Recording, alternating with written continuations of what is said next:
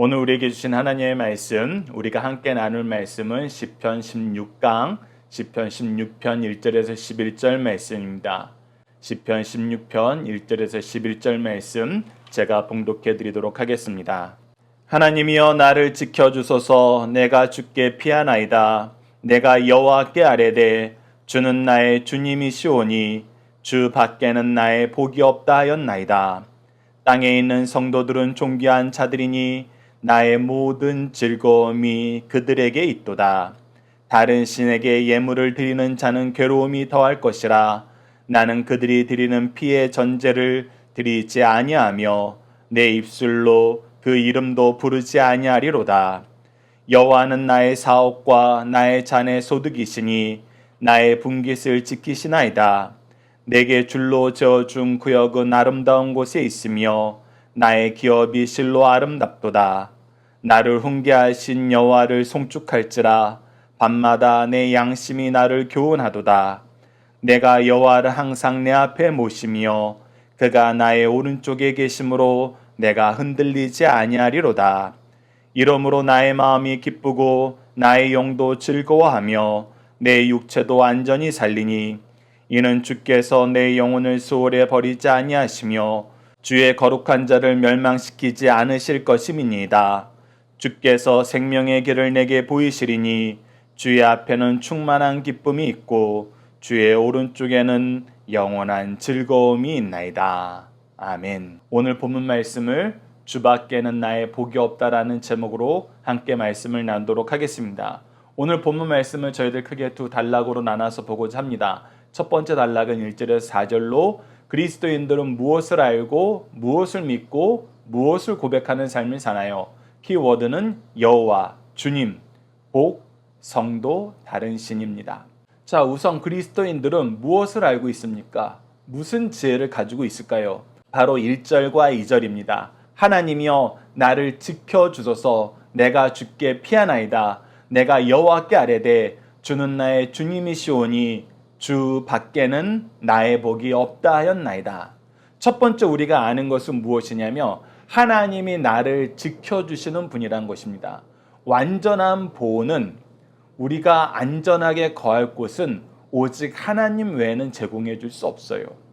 여러분, 이것을 우리가 신앙생활하면서 교회를 통해서 믿음의 가정을 통해서 우리가 서로 맺고 있는 관계를 통해서 하나님과 함께 경험하게 되는 것이 바로 이것입니다. 우리에게 완전한 평안과 안전을 제공해 주시는 분은 하나님이시다. 특히 우리가 이 지상에서의 삶을 넘어 영생하는 삶을 바라보면은 이것은 더욱더 분명하게 나타납니다. 어떤 신도 우리를 위해서 자기 자신을 버리신 신이 없고 어떤 신도 우리를 위해서 먼저 일하고 더욱 일하고 끝까지 일하시는 분이 없습니다. 이 얘기는 무엇하고 연결돼요? 우리를 먼저 사랑하시고 더욱 사랑하시고 끝까지 사랑하시는 분이 없다는 것입니다. 그래서 그분을 우리가 믿어야 돼요. 그분을 인정해야 돼요. 그분을 찾고 그분과 함께 해야 됩니다. 그랬을 때 나에게 무엇이 있느냐? 두 번째는 주 밖에는 나의 복이 없다는 것을 우리는 아는 지혜를 가지고 삽니다. 하나님께서는 우리의 복의 근원 되십니다. 그리고 우리는 이것을 인정하고 이것을 기뻐하는 삶을 살고 이것을 선포하는 삶을 사는 것입니다. 안전을 지켜주시는 분, 복의 근원 되시는 분, 이것이 바로 하나님이시라는 것입니다. 그래서 우리는 무엇을 믿느냐? 하나님께서 우리의 구원자 되심을, 하나님께서 우리와 항상 함께하고 계심을, 하나님은 우리를 지키시는 분이심을 믿는 삶을 살아요. 그리고 그 안에서 우리가 행복을 누리는 것, 참된 기쁨이 있는데 그것이 무엇이냐? 바로 3절입니다. 땅에 있는 성도들은 존귀한 자들이니 나의 모든 즐거움이 그들에게 있도다. 자, 성도라는 것은 무엇입니까? 우리가 하나님 말씀으로 서로 하나 된 그룹을 성도라 그래요. 예수 그리스도의 이름으로 하나 된 사람들을 우리가 교회 안에 있는 구성원으로서 성도, 그리스도인이라고 부르는 것입니다.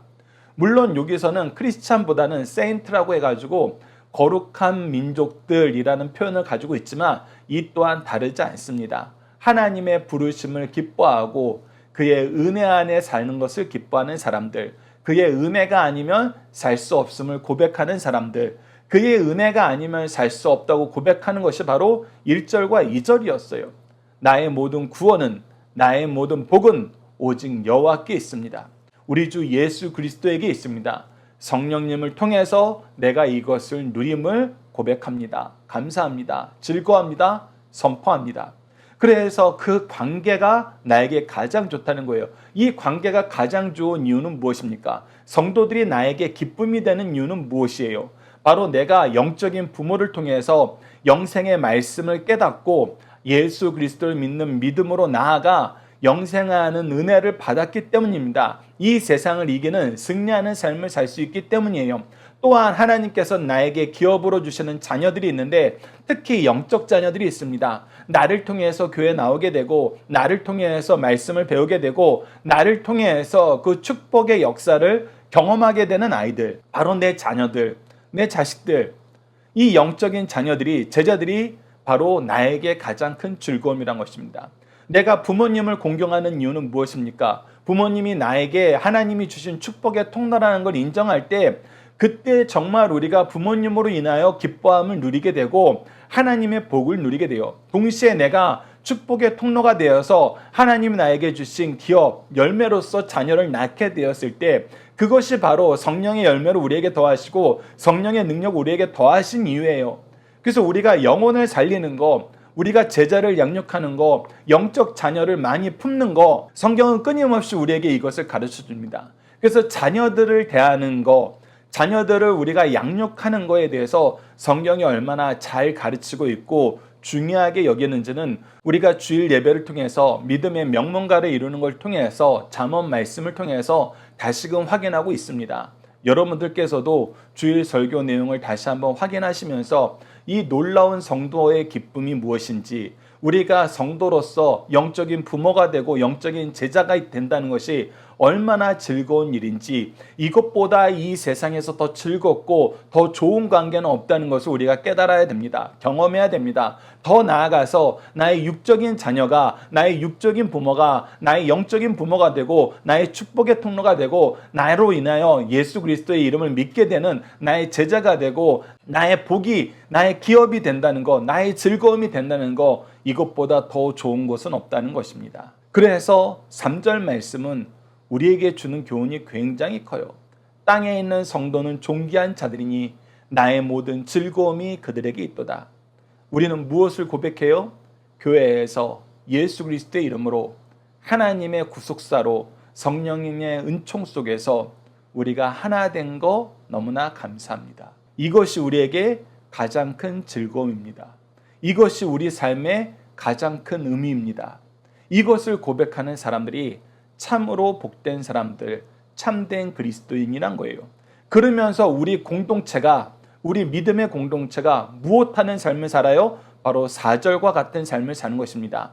죄를 이기는 삶을 사는 거예요. 하나님 외엔 다른 신을 인정하지 않는 거예요. 오직 하나님의 은혜 안에서만 사는 것입니다. 4절 보십시오. 다른 신에게 예물을 드리는 자는 괴로움이 더할 것이라. 다른 신에게 왜 예물을 드려요? 이 신이 나에게 무엇인가를 주고 내 욕망을 채워줄 거라고 기대하는 거예요. 그러나 그것은 틀렸다는 것입니다. 줄 수 있는 것이 아무것도 없어요. 헛된 신일 뿐이에요. 더 나아가서 우리가 다른 신을 찾아가는 이유는 무엇이에요?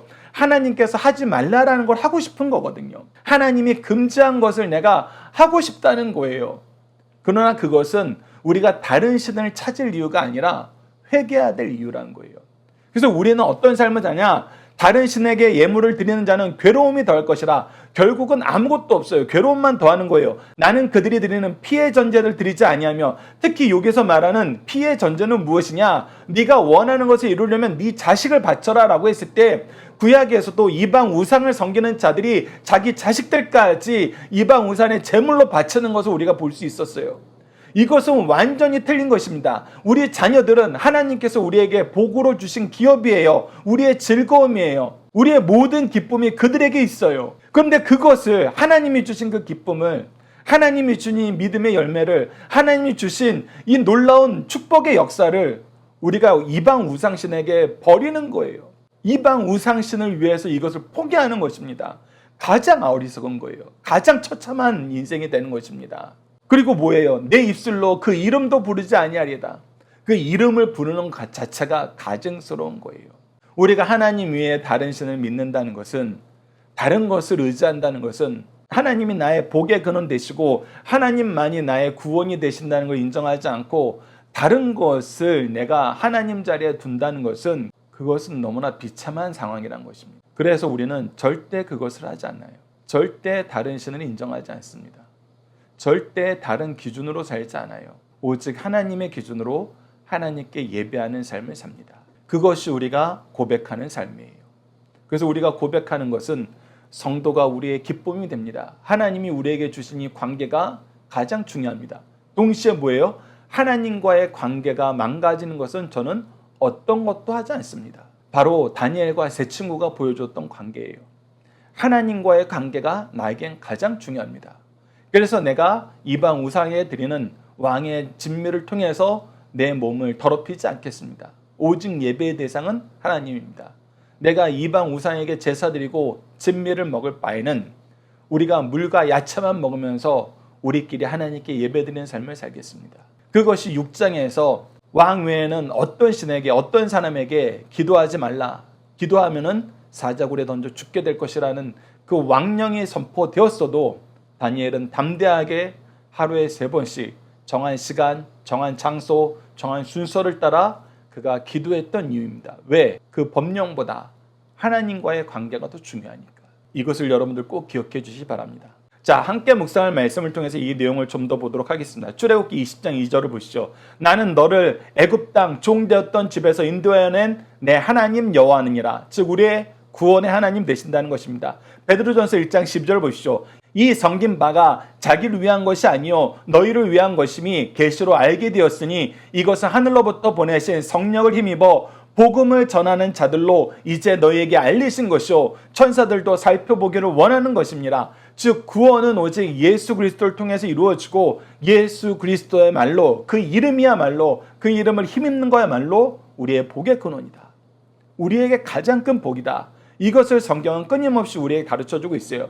그리고 열왕기하 23장 10절 말씀을 보면 앞서 이방신에게 제사했던 그 모습이 얼마나 처참한 것인지를 우리에게 가르쳐줘요. 왕이 또 흰놈의 아들 골짜기에 도벳을 더럽게 하여 어떤 사람도 몰록에게 드리기 위하여 자기의 자녀를 불로 지나가지 못하게 하고, 이방 우상에게 제사하기 위해서 하나님 나에게 주신 복을, 나의 기업을, 나의 즐거움을 이방 우상에게 버려버린다는 것입니다.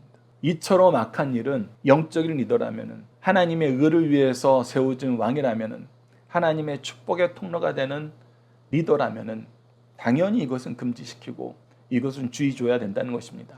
자, 두 번째 단락을 보십시다. 5절에서 11절 말씀은 하나님은 그의 자녀들에게 무엇을 보장해 주시나요? 키워드는 기업, 소득, 동행, 교훈, 구원, 생명, 기쁨입니다. 자, 보십시오. 하나님이 나의 구원 되시고 복의 근원 되시고 하나님이 나에게 주신 성도와 이 하나님을 믿는 믿음 안에서 사는 것, 하나님의 그룹 안에서 사는 것, 하나님의 관계가 가장 중요한 삶을 사는 자들에게 하나님은 그냥 놔두지 않으세요. 반드시 보장해주고 우리를 축복하시는데 그 축복이 무엇이냐? 첫 번째는 나의 산업과 나의 소득과 나의 분깃을 지키신다는 거예요. 5절 말씀을 보십시오. 여호와는 나의 산업과 나의 잔의 소득이니 나의 분깃을 지키시나이다. 내게 줄로 지어준 구역은 아름다운 곳에 있으며 나의 기업이 실로 아름답도다. 하나님께서 우리가 이 세상에서 수고하여 복을 누릴 수 있는 기업을 미리 준비하여 주셨고 그 기업 안에서 우리가 수고하였을 때 얻게 되는 소득의 잔을 지켜주시고 항상 나의 분깃이 하나님의 일을 충분히 할 수 있을 만큼 채워주시는 이 일을 하신다는 거예요. 즉 우리의 기업을 우리보다 먼저 준비하시고 이 기업 안에서 우리가 하나님의 뜻을 모두 이룰 수 있도록 충분한 역량을 얻을 수 있도록 하나님께서 우리와 함께 하시고 결과를 책임져 주신다는 겁니다. 이것이 바로 하나님이 우리가 이 세상에서 언제든지 누리게 하시는 복이에요. 우리로 하여금 복을 누리게 하십니다. 기업의 복을 누리게 하세요. 7절 말씀을 붙여 나를 훈계하신 여호와를 송축할지라 밤마다 내 양심이 나를 교훈하도다. 그러면서 우리가 하나님께서 주신 지혜 안에서 살아요. 우리가 열심히 일해서 소득만 얻는 것이 아니라 하나님이 우리를 지도하시고 감독하셨기 때문에 우리가 죄악과 짝하지 않더라도 죄악에게 이용당하는 그 어리석은 상황에 빠지지 않더라도 항상 하나님의 뜻대로 이 세상을 이겨나갈 교훈을, 훈계를 날마다 우리에게 제공해 주신다는 거예요. 아침과 저녁으로 우리에게 이 지혜를 주시는 하나님의 은혜의 역사가, 능력의 역사가 끊어지지 않는다는 것입니다. 그래서 우리의 삶의 특징은 무엇이냐? 내가 여호와를 항상 내 앞에 모시며 그가 나의 오른쪽에 계심으로 내가 흔들리지 아니하리로다. 흔들리지 아니하리로다. 어떻게 그리스도인들은 세상이 이렇게 출렁거리고 큰 휘청임이 있어도 그 중심을 지키느냐? 우리가 지난 수년간의 팬데믹에 그 암울한 시대를 지낼 때도 그래야였고, 앞으로 AI가 들어오면서 이 사회가 급격한 변화를 맞이할 거라 그런데도 불구하고 왜 그리스도인들은 흔들리지 않느냐? 왜 그리스도인들은 그 흔들리지 않는 것이 단순히 의식적인 우리 심리적인 상태에서 머물지 않고 실질적으로 열매를 맺고 승리하는 삶을 사는가 봤더니 그리스도인들은 하나님을 앞에 모신다는 거예요. 하나님을 따르는 삶을 산다는 거예요. 더욱 기도하고 더욱 말씀으로 앞으로 나아가는 삶을 산다는 것입니다. 그것이 그리스도인들이 이 세상에서 흔들리지 않는 삶의 모습이에요. 내가 하나님을 내 앞에 모시고 그가 나의 앞서가서 나의 길을 인도하시고 지도하시고 감독하심으로 말미암아 내가 흔들리지 않는다. 이 부분은 우리가 잠언 3장 1절에서 10절 말씀을 통해서 또 확인하게 됩니다. 우리가 주일 설교 잠언 3장이 들어갈 때 여러분들 이 내용 다시 한번 같이 확인해 주십시오. 자, 그리고 나서 이 세상에서의 삶만 우리에게 보장해 주시느냐? 아니라는 거예요. 9절에서 11절은 우리에게 영생을 주신 하나님의 구원의 역사까지 우리로 하여금 바라보게 만듭니다. 그리스도인들은 이 생의 삶만 바라보게 하지 않으세요. 영생을 바라보게 만드세요. 9절 보십시오. 이러므로 나의 마음이 기쁘고 나의 영도 즐거워하며 내 육체도 안전히 살리니 내가 이제 이 세상에서 걱정할 것이 없는 거예요. 하나님이 나와 함께 하시는데 내가 무엇을 두려워해요? 그러면서 우리가 이제 유일하게 남은 두려움이 무엇이냐? 바로 죽음에 대한 두려움이에요. 죽음 이후의 삶에 대한 걱정이에요. 염려예요. 그러나 하나님께서는 이것 또한 우리에게 보여주시는데 어떻게 보여주냐? 10절 말씀을 보시죠. 이는 주께서 내 영혼을 소홀히 버리지 아니하시며 내가 죽음에 빠져서 죽음에서 영원히 벗어나지 못하는 이 죽음의 노예, 사망의 노예로 살게 하지 않으시고 주의 거룩한 자를 멸망시키지 아니하실 것입니다. 주의 거룩한 자가 그 멸망 속에 빠졌을 때 그를 구원하심으로, 그를 깨우심으로, 그를 다시 살리심으로 우리에게 이 죽음을 이기는 승리를 보여준다는 거예요. 그래서 11절 보시죠. 주께서 생명의 길을 내게 보이시니 내가 죽음에 패배하는 삶을 사는 것이 아니라 생명의 승리를 얻게 하는 삶을 살게 하시고 이것을 우리에게 보이시는데 그로 말미암아 우리에게 더욱더 충만하게 임하는 것이 무엇이냐? 주의 앞에는 충만한 기쁨이 있고 주의 오른쪽에는 영원한 즐거움이 있나이다. 충만한 기쁨과 영원한 즐거움이 이제 우리 삶을 떠나지 않는다. 이것을 누구를 통해서 주셨습니까? 예수 그리스도를 통해서 주셨어요. 그래서 사도 베드로가 바로 이 말씀을 인용해서 예수 그리스도께서 부활하기로 이미 작정되어 있었고 하나님께서는 이 일을 이루셔서 우리로 하여금 영원한 즐거움은 충만한 즐거움을 얻게 하실 거라는 걸 얘기하고 그 일이 이루어졌다고 선언합니다. 그것을 우리가 함께 묵상할 말씀을 통해서 보도록 하겠습니다. 앞서 말씀드린 사도행전 2장 29절에서 32절을 먼저 확인할게요. 형제들아, 내가 조상 다윗에 대하여 담대히 말할 수 있노니 다윗이 죽어 장사되어 그 묘가 오늘까지 우리 중에 있도다. 그는 선지자라. 그가 선지자란 거예요. 그냥 왕으로서만 끝난 것이 아니라 선지자의 역할도 감당했다는 거예요. 하나님께서 우리에게 주신 구원의 계획을 미리 알게 하셨다는 것입니다. 하나님이 이미 맹세하사 그 자손 중에 한 사람을 그 위에 앉게 하시라 하심을 알고 그의 자손을 통해서 영원한 왕이 오실 거라는 것을 다윗을 통해서 선언하였고 미리 본 거로 이것을 그는 선지자로서 미리 보게 되었다는 거예요. 무엇을 미리 보게 됐다는 거예요? 영원한 왕위를 갖는 그 예수님을 미리 보았다는 거예요. 고로 그리스도의 부활을 말하되 그래서 그가 미리 말한 것이 뭐냐면 그의 죽으심과 그의 부활에 대해서 미리 말하되 무엇이었습니까? 그가 음부에 버림이 되지 않고 그의 육신은 썩음을 당하지 아니하려 하더니 예수님께서 죽음 가운데 있는 것이 아니라 새롭게 살아나실 것, 부활하실 것을 우리에게 얘기하시고 이 예수를 하나님이 살리신지라 이 말씀대로 다윗에게 미리 보여준 대로 미리 주신 말씀대로 성경대로 예수님은 부활하셨고 이 부활하심이 바로 하나님께서 약속하신 그 언약의 성취였다는 거예요. 우리가 다 이 일의 증인이로다. 그래서 우리는 이것을 증언하러 왔다. 골로새서 2장 2절로 3절도 보시죠. 하나님의 비밀인 그리스도를 깨닫게 하려 함이니 그 안에는 지혜와 지식의 모든 보화가 감추어져 있느니라. 그래서 하나님이 우리에게 가르쳐 주신 구원의 진리, 바로 예수 그리스도를 깨달아 아는 것이 모든 지혜, 모든 지식, 모든 보화의 근원이래요. 복의 근원이란 것입니다. 그래서 하나님께서 나의 복의 근원이었다는 이 시편 16편 1절 말씀의 선언은 마지막 예수 그리스도께서 우리에게 복의 근원이 되심을 선언하는 걸로 마무리되게 되는 것입니다. 그래서 예수 그리스도의 이름으로 살아야 돼요. 예수 그리스도를 아는 믿음 안에서 살아야 됩니다. 그래서 우리가 말씀과 기도로 산다는 것은 예수님을 아는 지혜에 충만함, 그 예수 그리스도를 믿고 그를 의지하고 그의 길을 따르는 제자의 삶을 사는 거예요. 중심 사상을 통해서 좀 더 이 내용을 정리해 보도록 하겠습니다. 첫 번째, 하나님만을 복의 근원으로 알고 이를 신앙으로 고백하는 복된 성도가 되자는 것입니다. 주밖에는 나의 복이 없다는 고백은 하나님의 복의 근원이요 모든 것이 되신다는 절대 신앙입니다. 이는 하나님의 주권 사상, 신앙과도 동일합니다. 이런 신앙인이 주를 섬기는 것은 의무라기보다는 권리임을 가르쳐주고 있어요. 우리가 한국 국민으로서 이 땅에서 누리는 모든 것은 우리가 어떤 때는 의무가 있으면서 동시에 권리임을 보여줘요. 그리고 그것이 세상 안에서 얼마나 빛나고 있는지 우리나라의 국력이 강하면 이거 우리가 확인하게 되죠. 즉 우리가 하나님의 백성으로 산다는 것은 하나님의 능력의 크기에 비례해서 우리가 얼마나 많은 복을 누리게 되는지 우리에게 확인시켜줘요. 우리가 이 지상에서의 삶은 하나님의 능력 안에서 우리가 하나님의 백성됨이 얼마나 큰 권리임을, 얼마나 큰 축복임을, 얼마나 큰 기쁨임을 우리가 경험하는 삶인 것입니다. 두 번째, 성도들은 이 땅에서 존귀한 자들이며 그들의 교제는 복된 교제입니다. 주밖에는 나의 복이 없다고 고백하는 신앙인은 자신과 같은 신앙을 가지고 고백하는 성도들을 볼 때 하나님의 가족임을 확인합니다. 대한민국의 대통령 가족이 민정수석 비서관을 통하여 특별 관리 대상이 된 것처럼 성도들도 이 땅에서 존귀한 자들입니다. 그들을 존귀하게 여기시는 자는 하나님께서 축복하십니다. 그러나 우상을 섬기는 자는 중재인입니다. 우상을 섬기는 자들과 교제하는 것 자체가 범죄에 가담하는 것이므로 입술로 우상의 이름까지 부르지 않겠다는 강력한 의지가 담겨있는 말씀입니다. 세 번째, 하나님을 모신 성도들에게는 충만한 기쁨과 영원한 즐거움이 있습니다. 이 땅에서 인기 있는 대통령보다 대를 이어가는 재벌 총수가 더욱 존귀한 대접을 받는 것을 우리가 종종 확인하게 됩니다. 우리는 누구입니까? 우주의 주인이신 하나님께서 나의 산업과 나의 소득과 나의 분깃을 지키십니다. 또 하나님께서 날마다 좋은 생각을 주시고 밤마다 교훈해 주십니다. 그러므로 내 영혼은 즐겁고 내 육체도 안전하며 후에는 천국에 이르게 됩니다. 그러므로 나보다 더 행복하거나 기쁨이 충만한 사람이 없습니다. 이 은혜를 주신 하나님을 찬양할 것을 오늘 본문 말씀은 우리에게 가르쳐주고 있습니다. 자녀들과 함께하는 기도 훈련 내용으로 함께 기도하도록 하겠습니다.